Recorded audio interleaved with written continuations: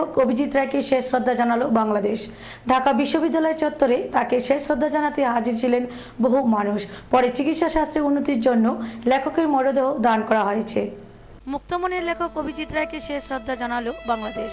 ঢাকা বিশ্ববিদ্যালয় চত্বরে মুক্তমনা ব্লগের প্রতিষ্ঠাতাকে শেষ শ্রদ্ধা জানাতে উপস্থিত ছিলেন বহু মানুষ। চিকিৎসা শাস্ত্রের উন্নতির জন্য লেখকের দেহ দান করা হয়েছে। সাম্প্রদায়িকতা বিরোধী লেখক অভিজিৎ রায়কে বিদায় জানালো বাংলাদেশ। রবিবার দুপুরে মুক্তমনা ব্লগের প্রতিষ্ঠাতা সাম্প্রদায়িকতা বিরোধী অভিজিৎ রায়ের দেহ নিয়ে আসা হয় ঢাকা বিশ্ববিদ্যালয় চত্বরে। সেখানে অপরাজেয় বাংলায় সাহিত্য রাখা হয় তার দেহ। শত শত মানুষ শ্রদ্ধা জানান প্রয়াত লেখককে। Target of the fundamentalist groups, and in many blogs of Jamaat Islami and other Islamic militant organizations marked him. He, as well as his blog website that is known as Mukto Mona, that is free thinker. So free thinking is Bangladesh now become a very great danger. All the free thinkers are active. সাম্প্রদায়িকতা বিরোধী অভিজিৎ রায়কে বেশ কিছুদিন আগে target ঘোষণা করেছিল জঙ্গিরা। সব জেনেও প্রশাসন তাকে কেন বাঁচাতে পারল না প্রশ্ন তুলছেন ঢাকার মানুষ। গত 26 ফেব্রুয়ারি বইমেলা থেকে ফেরার পথে ঢাকার রাজপথে কুপিয়ে খুন করা হয় অভিজিৎ রায়কে। গুরুতর জখম হন স্ত্রী রফিদা আহমেদ বন্নাও। মার্কিন নাগরিক অভিজিতের মৃত্যুর তদন্ত করতে চেয়েছে FBI। বাংলাদেশ সরকারও FBI-কে তদন্তে সম্মতি দিয়েছে। ব্লগার অভিজিৎ রায়ের খুনিদের শাস্তির দাবিতে পথে নেমেছেন ঢাকার মানুষ। সার্বিকভাবে তদন্ত কার্যক্রমে সহায়তার জন্য ইতিমধ্যে FBI এর সাথেও যোগাযোগ হয়েছে। তারাও আমাদেরকে তদন্ত সহায়তা দিবে। এই বিষয়টি তারা যেহেতু তদন্ত সহায়তা করতে চেয়েছে, সেক্ষেত্রে তো তাদের প্রেজেন্স হওয়ার সম্ভাবনা আছে। আমরা বিষয়টি দেখছি, কোনো পুলিশের কোনো ল্যাপসেস আছে কিনা এই বিষয়টি আমরা দেখছি। ব্যুরো রিপোর্ট, খবর ত্রিপুরা। স্বাস্থ্য দপ্তরের গোমতী জেলা কর্মকর্তা PRI প্রতিনিধি এবং বিভিন্ন PSC এর MOIC-দের নিয়ে এক সভা অনুষ্ঠিত হয় উদয়পুর রাজস্বী প্রেক্ষাগৃহে। সভায় উপস্থিত ছিলেন রাজ্যের স্বাস্থ্যমন্ত্রী বাদল চৌধুরী সহ অন্যান্যরা। স্বাস্থ্য দপ্তরের গোমতী জেলার কর্মকর্তা PRI প্রতিনিধি এবং বিভিন্ন PHC এর MOIC-দের নিয়ে সভা অনুষ্ঠিত হল উদয়পুরে। সোমবার রাজস্বী প্রেক্ষাগৃহে সভায় হাজির ছিলেন রাজ্যের স্বাস্থ্যমন্ত্রী বাদল চৌধুরী। সভায় স্বাস্থ্য দপ্তরের সমস্ত রকম কর্মসূচিগুলি বিশদে পুস্তক এবং লিফলেট আকারে তুলে দেওয়া হয় PRI প্রতিনিধিদের কাছে। বাদল চৌধুরী সভায় প্রথমে আলোচনা করে রাজ্য স্বাস্থ্য দপ্তর কী ধরনের কর্মসূচি গ্রহণ করে চলেছে এবং সরকারের উদ্দেশ্যে প্রতিটি মানুষের কাছে স্বাস্থ্য পরিষেবা পৌঁছে দেওয়া তা সবিস্তারে আলোচনায় তুলে ধরেন। বলেন, PHC স্তরে মানুষ যাতে সঠিক চিকিৎসা পেতে পারে তার জন্য জনপ্রতিনিধিদের নিয়ে গঠিত হবে কমিটি। রোগী কল্যাণ সমিতিকে নতুন রূপে গঠন করার সিদ্ধান্ত নেওয়া হয়েছে। একা চিকিৎসকের পক্ষে সবটা কাজ সম্ভব না। সকলে মিলে রাজ্যের স্বাস্থ্য পরিষেবাকে আরও উন্নত করতে হবে বলে তিনি জানান। আমাদের প্রত্যেক রোগীকে যারা সাব সেন্টারে আসবেন, PHC-তে আসবেন, CHC-তে আসবেন, জেলা হাসপাতালে যেখানে আসবেন, যে কর্মসূচির কথাগুলি বলা হয়েছে, যে ধরনের পেশেন্টকে আমরা সাহায্য করতে এখন গিল্লা পঞ্চায়েত সমিতি মানে BSC চেয়ারম্যান বলছিলেন এখানে একটা দোকান নির্দিষ্ট করে দেওয়া হয়েছে। একটা কেন হবে? ডাইরেক্টর সাহেব তো পরিষ্কারভাবে বলে দিয়েছে দরকারে দুটো করবেন। আমি দেখেছি কিছু কিছু ডাক্তারবাবু এরকম দুর্গম অঞ্চলে যে সমস্ত PHC-TS আছে, এই সমস্ত কিছু কিছু ওষুধ দোকানের সঙ্গে তাদেরও একটা আলাদা লাইন করে উঠে। তারপর সবাই স্বাস্থ্য ও পরিবার কল্যাণ দপ্তরের অধিকর্তা ডক্টর কানুলাল ভৌমিক, NHM অধিকর্তা সন্দীপ N মাহান্তে, বিধায়ক মাধব সাহা, প্রিয়মণি দেববর্মা, মনোরঞ্জন আচার্য, জেলা সভাধিপতি সুনীতি সাহা সহ জেলার 8টি ব্লকের 8 জন প্রতিনিধি নানা আলোচনা তুলে ধরেন। শেষে স্বাস্থ্যমন্ত্রী পুনরায় আলোচনায় বলেন, আমরা একটা কমিটি এখন গঠন করব। সেই কমিটির মধ্যে সেই PHC এলাকার যতগুলি পঞ্চায়েত আছে বা যতগুলি ভিলেজ আছে, সেই পঞ্চায়েত এবং ভিলেজ কমিটি যারা চেয়ারম্যান আছেন বা প্রধান আছেন তারা সবাই থাকবে। PHC লেভেলে যিনি MOIC আছে, ডাক্তার মানে মেডিকেল অফিসার ইনচার্জ, তিনি হবেন তার কনভেনর। তার সঙ্গে থাকবেন অন্যান্য যারা মেডিকেল অফিসার আছেন তারা। ব্যুরো রিপোর্ট, খবর ত্রিপুরা। ত্রিপুরা মধ্যশিক্ষা পর্ষদ পরিচালিত উচ্চ মাধ্যমিক পরীক্ষা শুরু হয়েছে সোমবার। একই সঙ্গে শুরু হয়েছে মাদ্রাসা উচ্চ মাধ্যমিক থিওলজি ও মাদ্রাসা উচ্চ মাধ্যমিকের কলা বিভাগের পরীক্ষাও। ত্রিপুরা মধ্যশিক্ষা পর্ষদ পরিচালিত উচ্চ মাধ্যমিক পরীক্ষা শুরু হয়েছে সোমবার। এবছর উচ্চ মাধ্যমিক পরীক্ষার্থীর সংখ্যা 29,214 জন। পরীক্ষা কেন্দ্র ৭৫টি। রাজধানী আগরতলায় উচ্চ মাধ্যমিক পরীক্ষা কেন্দ্র রয়েছে ১৭টি। এবছর পরীক্ষার্থীর সংখ্যা গত বছরের তুলনায় ৪,০৮৪ জন বেড়েছে। বৃদ্ধির হার ১৬.২৫%। পরীক্ষার্থীদের মধ্যে ছাত্র ১৬,৮৭৩ জন এবং ছাত্রী ১২,৩৪১ জন। এবছর উল্লেখযোগ্য বিষয় হচ্ছে উচ্চ মাধ্যমিকে তফসিলি পরীক্ষার্থীদের সংখ্যা বৃদ্ধি। সোমবার সারা রাজ্যে ৫৪টি পরীক্ষা গ্রহণ কেন্দ্র ও ৬৭টি ভেন্যুতে পরীক্ষা শুরু হয়েছে। উচ্চতর মাধ্যমিকে প্রথম দিনে হয়েছে বাংলা, হিন্দি, লুসাই, মিজো ও ককবরক। দুপুর ১২টা থেকে সোয়া ৩টে অবধি চলে পরীক্ষা গ্রহণ। একই সঙ্গে এদিন শুরু হয়েছে মাদ্রাসা উচ্চ মাধ্যমিক থিওলজি এবং মাদ্রাসা উচ্চতর মাধ্যমিকের কলা বিভাগের পরীক্ষাও। ১৬ জন থিওলজি ও ১৪ জন কলা বিভাগের পরীক্ষার্থী রয়েছে এবছর। নির্বিঘ্নে পরীক্ষা সম্পন্ন করতে পর্ষদ সব রকমের ব্যবস্থা করেছে এবং পরীক্ষা গ্রহণ কেন্দ্র সংলগ্ন এলাকায় জারি ছিল ১৪৪ ধারা। ত্রিপুরা মধ্যশিক্ষা পর্ষদ চেয়ারম্যান এম দেব জানান, ছাত্রের সংখ্যা ১৬,৮৭৩, ছাত্রীর সংখ্যা ১২,৩৪১, মোট ২৯,২১৪। ওরা পরীক্ষা দেবে ৫৪টা কেন্দ্রে, রাদার সেন্টারে, সব মিলিয়ে ৬৭টা ভেন্যুতে ৬৭ জায়গায় ওরা পরীক্ষা দেবে। আজকে হায়ার সেকেন্ডারি শুরু হবে, কালকে মাধ্যমিকেও মোট পরীক্ষার্থী ৪৯,০৮৯, এর মধ্যে ছাত্র ২৫,১৪৯, ছাত্রী ২৩,৯৪০। ওরা ৭৫টা কেন্দ্রে মোট ১৩৮টি ভেন্যুতে পরীক্ষা দেবে। প্রশ্নপত্র খাতা সব পৌঁছে গেছে, প্রয়োজনীয় নিরাপত্তার সমস্ত বন্দোবস্ত করা আছে। স্বাস্থ্য দপ্তর, পুলিশ, জেনারেল প্রশাসন, যাদের বিদ্যুৎ, যাদের সহায়তা লাগে, তারা তাদের দায়িত্বটুকু পালন করেছেন বলে আমরা খবর পেয়েছি। এছাড়া গুরুত্বপূর্ণ কোনো সময়ে দরকার পড়লে সরাসরি আমাদের সঙ্গে যোগাযোগ করা যাবে এবং সেটা মেটানো সম্ভব। সারা রাজ্যের সাথে সোনামুড়া মহকুমায়ও ত্রিপুরা মধ্যশিক্ষা পর্ষদ পরিচালিত ২০১৫ সালের উচ্চ মাধ্যমিক, মাদ্রাসা উচ্চ মাধ্যমিক থিওলজি এবং মাদ্রাসা উচ্চ মাধ্যমিকে কলা বিভাগের পরীক্ষা শুরু হয়েছে সোমবার। সোনামুড়া শহরের ২টি ভেন্যুতে শান্তিপূর্ণভাবে সম্পন্ন হয় প্রথম দিনের পরীক্ষা। সোনামুড়া নবদ্বীপ চন্দ্র ইনস্টিটিউশন ও দ্বাদশ শ্রেণী বালিকা বিদ্যালয়, এই দুটি ভেন্যুতে মোট পরীক্ষার্থী ছিল ৫৬০ জন, যার মধ্যে ছাত্র ৩৪৭ জন এবং ছাত্রী ২১৩ জন। একই সাথে এদিন পরীক্ষায় বসেন ১১ জন মাদ্রাসা পরীক্ষার্থীও। এদিন উচ্চ মাধ্যমিক পরীক্ষাকে কেন্দ্র করে কঠোর নিরাপত্তা লক্ষ্য করা গেছে পরীক্ষা কেন্দ্র সংলগ্ন এলাকায়। দুইটা ভেন্যু বলতে আমাদের এখানে তো এনসিআই আছে আর সোনামুড়া গার্লস স্কুলে পরীক্ষা হচ্ছে, 12 পরীক্ষা। দুইটা ভেন্যুতে এখন পর্যন্ত পরীক্ষা খুব শান্তিপূর্ণভাবে হচ্ছে, কোনো অসুবিধা নেই। তো আমাদের এখানে এবছর মোট ৫৬০ জন পরীক্ষা দিচ্ছে 12 পরীক্ষা। তো এর মধ্যে সেটা হলো ৩৪৭ আর মেয়েরা হলো ২১৩। এই ৫৬০ জনের মধ্যে আবার 11 জন আছে মাদ্রাসা স্কুল থেকে পরীক্ষা দিচ্ছে। মাদ্রাসা স্কুলে 11 জন পরীক্ষা দিচ্ছে আমাদের এই ভেন্যুতে। ওরা অবশ্য আমাদের এনসিআইতেই পরীক্ষা দিচ্ছে। নিরাপত্তার জন্য তো আমাদের এখানে তো পুরো কমিটি করা আছে, আর পুলিশ পার্সোনাল থেকেও আমাদের এখানে 3 জন পুলিশ পার্সোনাল দেওয়া হয়েছে। গার্লসেও 3 জন পুলিশ পার্সোনাল থাকবে, একবারে ফুল টাইম থাকবে। ওরা তো 10টায় এসে গেছে, থাকবে একবারে। আমরা যতক্ষণ খাতা না শেষ করছি ততক্ষণ পর্যন্ত থাকবে।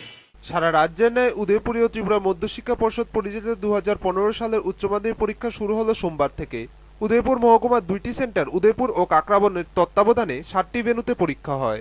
উচ্চ মাধ্যমিকের শুরুর দিনে মহকুমার ২৩০৬ জন ছাত্রছাত্রী পরীক্ষায় অংশ নেয়। ব্যাপক নিরাপত্তা ব্যবস্থার মধ্য দিয়ে চলছে পরীক্ষা। প্রতিটি ভেন্যুতে যথেষ্ট পরিমাণে রয়েছে শিক্ষক থেকে নিরাপত্তা কর্মী। উদয়পুর সেন্টারে ইনচার্জ হরিপদ দেবনাথ জানান, পরীক্ষা হয়েছে নির্বিঘ্নে। প্রথম দিন বাংলা বিষয়ের প্রশ্নপত্র ছাত্রছাত্রীদের অভিমত অনুসারে ভালোই হয়েছে বলে জানান তিনি। সেন্টার কমিটির আন্ডারে 6টা ভেন্যুতে পরীক্ষা চলছে। 2015 সালে HS pass two stage examination Tripura board of secondary এডুকেশনের কন্ট্রোলে। ত্রিপুরা বোর্ড অফ সেকেন্ডারি এডুকেশনের নির্দেশ মতো পরীক্ষাগুলোকে সুন্দরভাবে পরিচালনা করার জন্য প্রত্যেকটি ভেন্যুতে সেন্টার কমিটি তো আছেই, তাছাড়া প্রত্যেকটি ভেন্যুতে একটা করে নাগরিক কমিটি গঠন করা হয়েছে। এক্সটার্নাল বাইরের যাতে কোনো অশান্তি সৃষ্টি না হতে পারে। গ্রাম অঞ্চলের ছেলেদেরকেও মেয়েদেরকেও জিজ্ঞাসা করেছি যে তোমাদের কাছে প্রশ্নটা কেমন মনে হলো। তারা একদম সুন্দরভাবে বলেছে যে প্রশ্ন খুব ভালো হয়েছে, অতএব পরীক্ষা নির্বিঘ্নে একদম সুন্দরভাবে চলছে। ব্যুরো রিপোর্ট, খবর ত্রিপুরা। একই সময় একটি ছোট্ট বিরতি, বিরতির পর বিজ্ঞাপন বিরতির পর স্বাগত। সুরমা বিধানসভা কেন্দ্রের নাগবংশী পঞ্চায়েতে আয়োজিত হয় সিপিআইএম দলের এক উঠান সভা। সভায় 13 পরিবারের 40 জন ভোটার বিরোধী বিভিন্ন দল ত্যাগ করে সিপিআইএম দলে যোগদান করে। কমলপুর 46 নং সুরমা বিধানসভা কেন্দ্রের দল ত্যাগের হিড়িক। অস্তিত্বহীন বিরোধী কংগ্রেস দল সহ বাম বিরোধী দলগুলি ময়দানে না থাকায় শাসক সিপিআইএম দল খালি মাঠে একাই তার রাজনৈতিক ফায়দা তুলতে ব্যস্ত। প্রায় প্রতিদিনই সুরমা বিধানসভা কেন্দ্রের সিপিআইএম নেতৃত্ব জনসংযোগ রক্ষা করার স্বার্থে বিভিন্ন কর্মসূচি হাতে রাখছে। এর মধ্যে ঘরোয়া সভা, উঠান সভা, মিছিল, মিটিং উল্লেখযোগ্য, যার ফলে অতি সহজে বিরোধী দল ভেঙে সিপিআইএম দলে যোগদান করার প্রতিক্রিয়া বিগত 2 মাস যাবৎ সফলতার সাথে করছে দল। দলের কাণ্ডারি তথা সিপিআইএম মহকুমা কমিটির সম্পাদক অঞ্জন দাসের নেতৃত্বে বিগত 2 মাসে কমপক্ষে 1000 কংগ্রেস, বিজেপি, তৃণমূল কংগ্রেস কর্মী শাসক দলে যোগদান করেছে। সোমবার সকালে অনুরূপ দলত্যাগের ঘটনা ঘটল সুরমা বিধানসভা কেন্দ্রের নাগবংশী পঞ্চায়েতে। ওই দিন বনমালী সরকারের বাড়িতে সিপিআইএম নেতা অঞ্জন দাসের উপস্থিতিতে উঠান সভায় 13 পরিবারের 40 জন ভোটার বিরোধী কংগ্রেস, বিজেপি ছেড়ে সিপিআইএম দলে যোগ দেয়। দলত্যাগীদের ফুলের তোড়া দিয়ে বরণ করে নেয় সিপিআইএম নেতা অঞ্জন দাস, অনিল দাস, হরিমাধব শর্মা, রণবিজয় দত্ত প্রমুখ। সিপিআইএম কমলপুর মহকুমা কমিটির সম্পাদক অঞ্জন দাস তার ভাষণে কেন মানুষ সিপিআইএম দলে যোগ দেবে তার ব্যাখ্যা করে বক্তব্য রাখেন। কর্মের কারণে আজকে গোটা দেশের মধ্যে ত্রিপুরা শ্রেষ্ঠত্বের শিরোপার মুকুট অর্জন করে। ত্রিপুরা প্রথম পুরস্কারে ভূষিত হয়। ভারতবর্ষের বর্তমান 36টি রাজ্যের মধ্যে ত্রিপুরা অন্যতম রাজ্য হিসাবে প্রতিষ্ঠিত হয়। ভারতবর্ষের বর্তমান 36টি রাজ্যের মধ্যে ত্রিপুরা প্রথম পুরস্কারে ভূষিত হয়। অন্য রাজ্যগুলি যেখানে স্বাধীনতার আগের থেকে তারা উন্নত, স্বাধীনতার আগে রেললাইন, শিল্প, কলকারখানা, বিদ্যুৎ ব্যবস্থা গড়ে উঠেছিল, সেই রাজ্যগুলি ত্রিপুরার উন্নয়নের সঙ্গে প্রতিযোগিতায় সেখানে সফল হতে পারছে। ব্যুরো রিপোর্ট, খবর ত্রিপুরা। স্কুল শিক্ষকের গাফিলতির কারণে ভুল ওষুধ খেয়ে খেসারত দিতে হলে 10 জন স্কুল ছাত্রছাত্রীকে। ঘটনার সোনামুড়া বেজিমারা ওএনজিসি চৌমনি জেবি স্কুলে। স্কুল শিক্ষকের এক প্রকার গাফিলতির খেসারত দিতে হলো 10 জন স্কুল ছাত্রছাত্রীকে। জানা যায় সোনামুড়া বেজিবাড়া ওএনজিসি চৌমনি জেবি স্কুলের এক ছাত্র তার বাড়ি থেকে আসার সময় রোক্যালডি ভিটা নামে এক বাংলাদেশি ওষুধ নিয়ে আসে। এই ওষুধটি গর্ভবতী মহিলাদের খাওয়ানো হয়। এই ওষুধটি ছাত্রটি স্কুলের সব শিশুদের দাঁতের ব্যথার ওষুধ বলে খাইয়ে দেয়। এই ওষুধ খাওয়ার পর শিশুরা অসুস্থতা বোধ করতে থাকে, কারো মাথা ঘোরায়, কারো কারো বমি হয়। স্কুলের প্রথম শ্রেণীর এক ছাত্রী এই বিষয়টি স্কুলের ইনচার্জকে জানালে সঙ্গে সঙ্গে 10 জন শিশুকে ভর্তি করা হয় সোনামুড়া সামাজিক স্বাস্থ্য কেন্দ্রে। এই বিষয়ে স্কুলের ইনচার্জ জানান, 12:10 মধ্যে আমরা যখন লাইব্রেরিতে বইয়ে কাজ করতে আসি, এই টাইমে আমার একজন মেয়ে ক্লাস 1-এ পড়ে, সে আইয়া করতে আছে, আমার মাথা ঘুরায়। আমি বললাম কেন? কইতেছে আমার ট্যাবলেট খাওয়াই দিছে। কে খাওয়াইছে? টুয়ের একজন ছেলে সুমন। দুপুরের টাইম তখন লাইব্রেরিতে এসে একজন মেয়ে বললো যে আমার মাথা ঘুরা, স্যার বাড়ি যাবো। আমি বললাম কি লেগে? কইতেছে আমার মাথা ঘুরা, আমার ট্যাবলেট খাওয়াইছে একজনে। তখন আমি গিয়া ক্লাসে খোঁজ করলাম কে খাওয়াইলো। তখন সবাই করতে আছে আমরা ট্যাবলেট খাইছি, একটু একটু করে আমরা দিয়ে দিছে টুয়ের ছেলেরা। তখন তারা খাইয়া একটু দুর্বল অনুভব করতে আছে। এই টাইমে আমি সবাই খবর দিছি, তারা আইসে, আইয়া সবার মাথা টাথা জল দেওয়া হয়েছে। জল দেওয়ার পরে মিড ডে মিল খাওয়াইছি, খাওয়াইয়া এরপরে দেখলাম যে তারা কইতেছে ঘুম পায়। তখন এই ঘুমন্ত অবস্থায় তারা হসপিটাল নিয়ে আইসি ওতে ঠিক করে। এক স্কুল ছাত্রী জানান,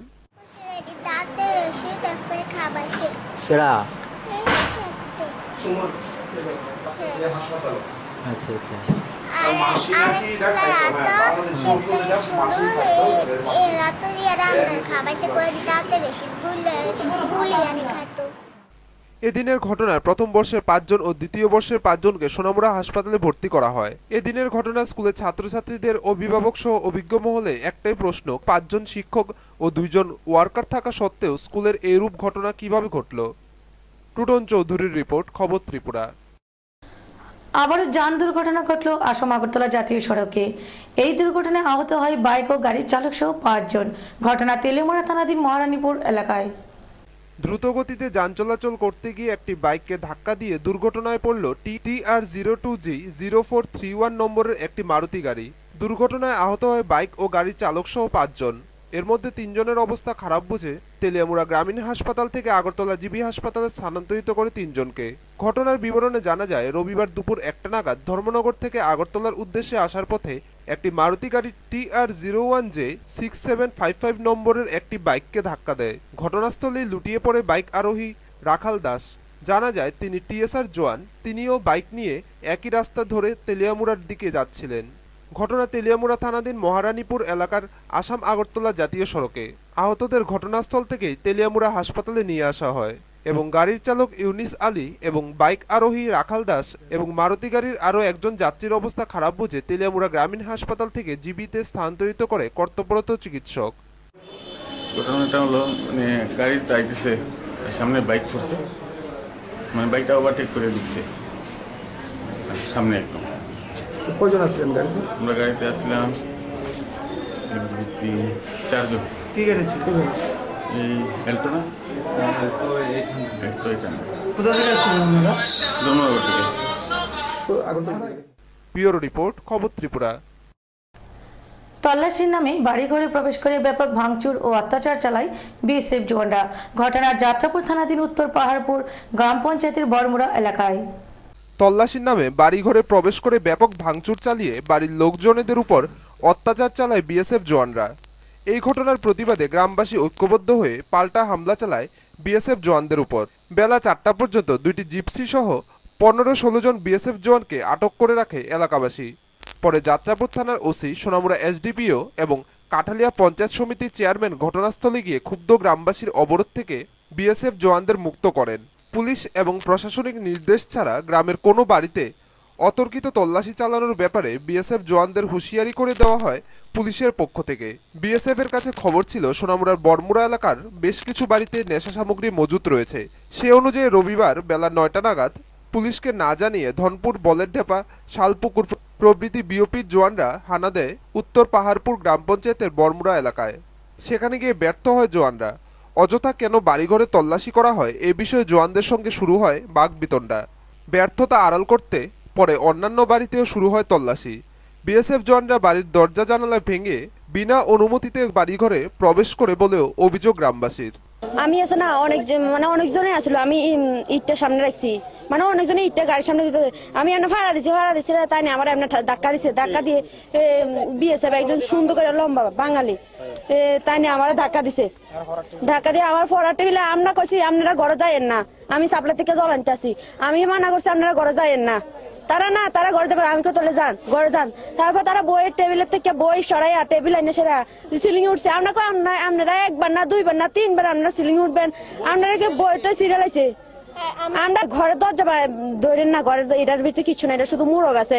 তারা ঘরের লাথি দিচ্ছে, আমার মার কাপড় ছিঁড়ে ইয়ে হয়ে গেছে, দরজা ভেঙে গেছে। তারা মহিলাদের শ্লীলতাহানির অভিযোগও তুলে গ্রামের লোকজন।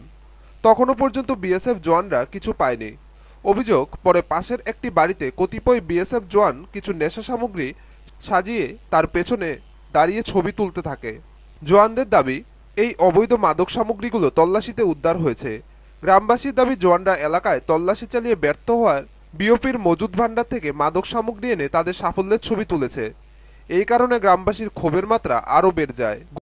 হ্যাঁ, তারপরে আমি কইছি আপনাদের আমার কাপড় আমার ঘরে কিছু নাই, আপনি এরকম করে না, আমি ঢুকবই আসছি বেড়াইতে নাই, তো তারপরেও কইছে ঢুকবেই, আমার ধাক্কা দিয়ে ঘরে ঢুক টান দিয়ে এমন করে সরাইছে দে, এই কাপড়টা পর্যন্ত হারার কি হাতে কিতা আছে কি জানি, বন্দুক না এটা কোনা লাগে একবার ছিঁড়ে।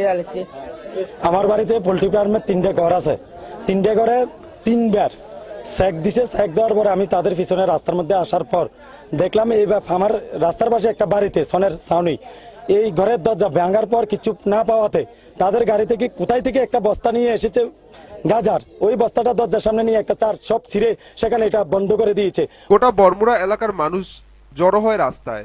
বিএসএফ এর জিপসিগুলো ফেরার পথে সেগুলোর গতিরোধ করে জওয়ানদের চ্যালেঞ্জ জানায়। জবাব চায় তারা কার অনুমতি নিয়ে বাড়িঘরে প্রবেশ করে, কেন ভাঙচুর চালায়, কেন বাড়িতে মহিলাদের উপর হাত তোলে। পথ ছাড়তে নারাজ গ্রামবাসী। বেলা প্রায় 2টা বেজে যায়। ঘটনাস্থলে ছুটে যান মহকুমা পুলিশ আধিকারিক অশোক কুমার সিনহা এবং ওসি দুলাল দত্ত। পুলিশের অনুরোধও মানতে নারাজ ক্ষুব্ধ গ্রামবাসী। পরে তাদের বলা হয় বিএসএফ এর বিরুদ্ধে আইনানুগ ব্যবস্থা গ্রহণ করা হবে। এলাকায় ছুটে যান কাঠালিয়া পঞ্চায়েত সমিতির চেয়ারম্যান আব্দুল করিমও। তিনি গ্রামের জনগণকে বুঝিয়ে বিকাল 4টা নাগাদ বিএসএফ জওয়ানদের গ্রামবাসীর অবরোধ থেকে মুক্ত করেন। পরে বিএসএফকে হুঁশিয়ারি দেওয়া হয় তারা যেন ভবিষ্যতে আর পুলিশের অনুমতি ছাড়া কোনো বাড়িঘরে তল্লাশি অভিযানে না যায়। আমি আসি এবং এখানে কাঠালিয়া ব্লকের চেয়ারম্যান উনিও ছিলেন এবং লোকাল নেতৃত্বরা ছিলেন। আমরা এখানে কথা বলে সমাধান হয়েছে জিনিসটা, যে কিছু এখানে মাল পাওয়া গেছে। ওদের বক্তব্য বলো না ওরা বিএসএফ ক্যাম্প থেকে নিয়ে এসছে, আর বিএসএফ বলছে ওটা এখান থেকে পাওয়া গেছে। যাই হোক, আমরা আলোচনার ভিত্তিতে এখানে সমাধান করেছি। এখানে রাস্তা যেটা ব্রাঞ্চ রোড, এখানে মহিলা এবং স্থানীয় লোক ব্লক করে রেখেছিল, তাদের বক্তব্য তাদেরকে অনেকে মারধর করেছে। তো আমরা আশ্বাস দিয়েছি ভবিষ্যতে আমরা বিএসএফ যখনই কোনো যাতে রেড করবে ওনারা অন্তত পুলিশকে জানাবে, ম্যাজিস্ট্রেটকে নিয়ে আসতে হবে। তারপরে কোন অবস্থাতে বেআইনিভাবে এই যে নিরীহ লোকদের উপর মারপিট করা চলবে। এখানে আমরা তো দেখলাম গাড়িতে ওরা লুট করেছে বিএসএফ এর কিছু গাঁজা দেখা গেছে এবং ওদের বক্তব্য আমরা এখান থেকে পেয়েছি।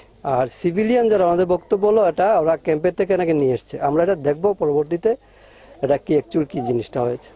তো যাই হোক, এখন আমরা আলোচনার ভিত্তিতে এখানে জিনিসটা কমপ্লিটলি সমাধান হয়েছে। ব্যুরো রিপোর্ট, খবর ত্রিপুরা।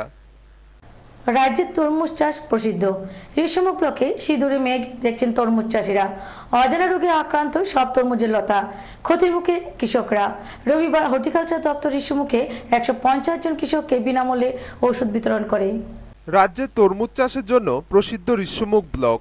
গরমের বাজারে এই রসালো ফলের দেদার যোগান আসে দক্ষিণের এই অঞ্চল থেকে। গোটা ব্লকের বেশিরভাগ পরিবারই তরমুজ চাষ করে আজ স্বাবলম্বী। এই বছর সিঁদুরে মেঘ দেখছেন চাষিরা। হঠাৎ কোনো এক অজানা রোগে মাঠের পর মাঠ খালি হয়ে যাচ্ছে। গাছে ফসল আসার আগেই মরে যাচ্ছে সব তরমুজের লতা।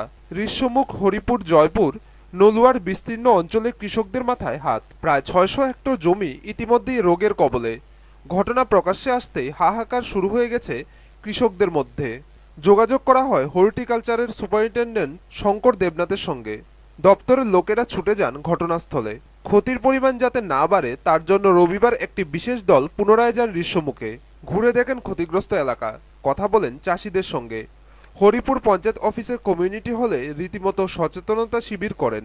বিনামূল্যে কৃষকদের দেওয়া হয় প্রয়োজনীয় ঔষধ। তো রোগের সমস্যা দেখা দিয়েছে হঠাৎ করে। আপনার গত বছর তো এইভাবে করলাম, এমন কোনো রোগ দেখছি না। এই বছর দেখা যাচ্ছে হঠাৎ এই রোগের সমস্যা দেখা দিয়েছে। আর গত বছর তো চারিখানি করে ধরেন প্রায় 2 লাখ টাকার মতো বিক্রি হয়েছে। প্রসঙ্গত, এই ব্লকে পরম্পরাগতভাবে তরমুজ চাষ হতো বহু আগে থেকেই। 1991 সালে প্রথম পরীক্ষামূলকভাবে আধুনিক তরমুজ চাষ শুরু করেন কৃষকরা, যা পরবর্তীকালে রাজ্যের অর্থনীতিতে ব্যাপক প্রভাব ফেলে। বর্তমানে একফালি জমি চাষ করে বছরে 4 থেকে 5 লক্ষ টাকার তরমুজ বিক্রি হয় এখানে। চাষিরা সারা বছর পরিশ্রম করে মোটা অঙ্ক ঘরে তোলেন এই মরশুমে। সরকার প্রতি বছর চাষিদের বিনামূল্যে তরমুজের বীজ ও অন্যান্য সামগ্রী দিয়ে থাকেন। এই বছরও তার ব্যতিক্রম হয়নি। তবে হঠাৎ করে গাছ মরে যাওয়ার ঘটনায় ক্ষতির মুখে কৃষকরা। যদিও দপ্তরের তৎপরতায় অনেকের মুখেই স্বস্তির ছাপ লক্ষ্য করা যাচ্ছে। রবিবার হর্টির উপ অধিকর্তা মনোজিৎ মজুমদার সুপারিনটেন্ডেন্ট শঙ্কর দেবনাথ জানান, রবিবার দপ্তর ঋষিমুখে 150 জন কৃষককে এই ওষুধ বিতরণ করেছে। প্রয়োজনে আরও ওষুধ দেওয়া হবে বলে জানান দপ্তরের আধিকারিকেরা। আজকে আমরা এখানের মধ্যে যা দেখতেছি তাতে আমাদের দেখতেছি এটা মূলত মনে হইতেছে আমাদের ফিউজেরিয়াম সোলানাই নামে একটা ছত্রাক বা ফাঙ্গাস এটা অ্যাটাক করছে। তো আমরা যখন এই ওষুধটা দেবো, স্পেসিফিক মেডিসিন প্রপিকোনাজল, টেম্পারেচার বেড়ে গেছে এবং ওনারা অনেক পরিমাণে ইউরিয়া বা নাইট্রোজেন ঘটিত সার দিচ্ছেন। তো এই পরিস্থিতিতে যখন তখন রোগ আইতে পারে, সুতরাং ওনারা সাবধানতা হিসাবে যেন এটা স্প্রে করে দেন, এটা করলে পরেই হবে। তবে বিশাল অঙ্কের ক্ষতির আশঙ্কায় এখনো হতাশা বিরাজ করছে তরমুজ চাষিদের মধ্যে। Bureau report.